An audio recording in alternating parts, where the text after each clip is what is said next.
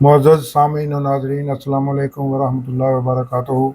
آج ہم سورہ نساء کی آیت نمبر 127 سے 134 تک کا مطالعہ کریں گے۔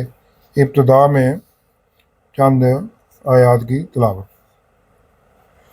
اعوذ باللہ من الشیطان الرجیم، بسم اللہ الرحمن الرحیم۔ وَيَسْتَفْتُونَكَ فِي النِّسَاءِ قُلِ اللَّهُ يُفْتِيكُمْ فِيهِنَّ وَمَا يُتْلَىٰ إِلَيْكُمْ فِي الْكِتَابِ فِي الْيَتَامَى النِّسَاءِ اللَّاتِي لَا تُؤْتُونَهُنَّ مَا كُتِبَ لَهُنَّ وَتَرْغَبُونَ أَن تَنكِحُوهُنَّ وَالْمُسْتَضْعَفِينَ مِنَ الْوِلْدَانِ وَأَن تَقُومُوا لِلْيَتَامَى بِالْقِسْطِ وَمَا تَفْعَلُوا مِنْ خَيْرٍ فَإِنَّ اللَّهَ كَانَ بِهِ عَلِيمًا۔ وَإِنِ امْرَأَةٌ خَافَتْ مِنْ بَعْلِهَا نشوزا أو إعراضا فلا جناح عليهما أن يصلحا بينهما صلحا والصلح خير وأحضرت الأنفس الشح وإن تحسنوا وتتقوا فإن الله كان بما تعملون خبيرا۔ صدق اللہ العظیم۔ اب ان آیات 127 سے 134 تک کا ترجمہ۔ اے پیغمبر، لوگ آپ سے یتیم عورتوں کے بارے میں فتویٰ طلب کرتے ہیں، کہہ دیں کہ اللہ تم کو ان کے ساتھ نکاح کرنے کے معاملے میں اجازت دیتا ہے، اور جو حکم اس کتاب میں پہلے دیا گیا ہے وہ ان یتیم عورتوں کے بارے میں ہے جن کو تم ان کا حق تو دیتے نہیں اور خواہش رکھتے ہو کہ ان کے ساتھ نکاح کر لو، اور نیز بیچارے بے کس بچوں کے بارے میں، اور یہ بھی حکم دیتا ہے کہ یتیموں کے بارے میں انصاف پر قائم رہو، اور جو بھلائی تم کرو گے اللہ اس کو جانتا ہے۔ اور اگر کسی عورت کو اپنے خاوند کی طرف سے زیادتی یا بے رغبتی کا اندیشہ ہو، تم میاں بیوی پر کچھ گناہ نہیں کہ آپس میں کسی قرار داد پر صلح کر لیں، اور صلح خوب چیز ہے، اور طبیعتیں تو بخل کی طرف مائل ہوتی ہیں، اور اگر تم نیکوکاری اور پرہیزگاری کرو گے تو اللہ تمہارے سب کاموں سے واقف ہے، اور تم خواہ کتنا ہی چاہو عورتوں میں ہرگز برابری نہیں کر سکو گے۔ تو ایسا بھی نہ کرنا کہ ایک ہی کی طرف ڈھلک جاؤ اور دوسری کو ایسی حالت میں چھوڑ دو کہ گویا ادھر ہوا بھی لٹک رہی ہے اور ادھر وہ بھی لٹک رہی ہے۔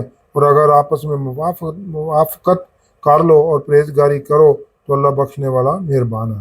اور اگر میاں بیوی میں موافقت نہ ہو سکے اور ایک دوسرے سے جدا ہو جائیں تو اللہ ہر ایک کو اپنی دولت سے غنی کر دے گا، اور اللہ بڑی کسائش والا حکمت والا ہے۔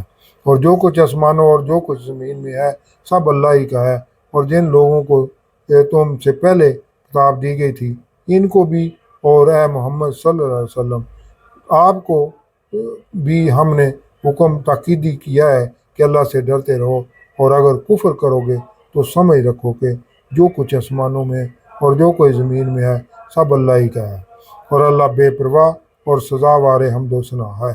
اور پھر سن رکھو، جو کچھ آسمانوں میں اور جو کچھ زمین میں ہے سب اللہ ہی کا ہے، اور اللہ کارساز کافی ہے۔ لوگوں، اگر وہ چاہے تو تم کو فنا کر دے اور تمہاری جگہ اور لوگوں کو پیدا کر دے، اور اللہ اس بات پر قادر ہے۔ جو شخص دنیا میں عملوں کی سزا کا طالب ہو تو اللہ کے پاس دنیا اور آخرت دونوں کے لیے اجر ہے۔ جو شخص دنیا میں عملوں کی جزا کا طالب ہو تو اللہ کے پاس دنیا اور آخرت میں دونوں کے لیے اجر ہے، اور اللہ سنتا دیکھتا ہے۔ یہ ان آیات کا ترجمہ تھا۔ اب انہی آیات کی تفسیر النور۔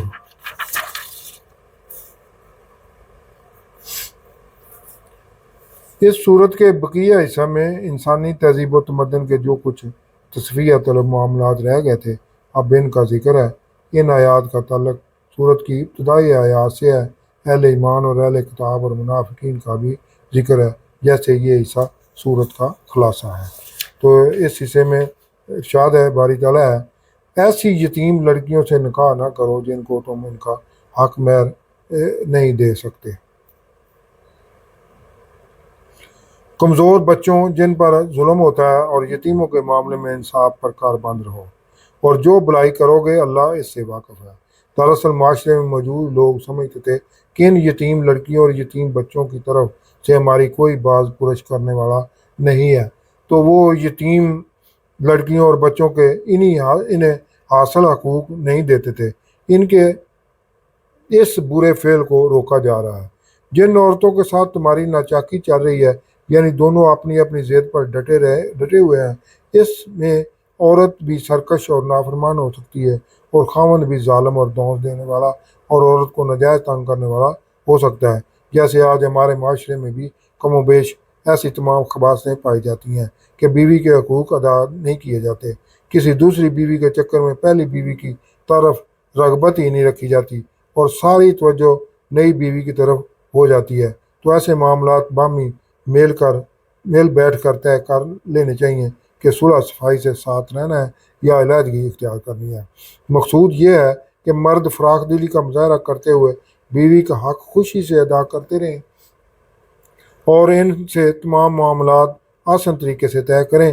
دوسری شادی کی صورت میں تمہارے مردوں کے لیے ممکن نہیں کہ تم پورا انصاف کر سکو، چاہے تم کتنی ہی کوشش کیوں نہ کر لو، مگر ایسا بھی نہ ہو کہ پہلی بیوی کی طرف توجہ ہی نہ دو، اور نہ اس کی ضروریات زندگی پوری کرو اور نہ ہی اس کی دلجوئی کرو۔